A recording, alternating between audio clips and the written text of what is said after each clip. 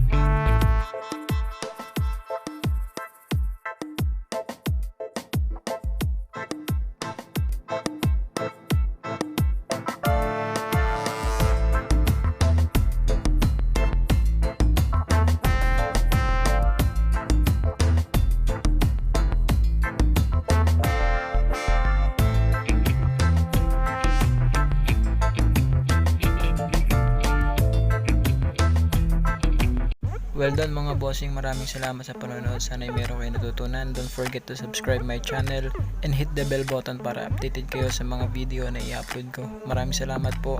Goodbye.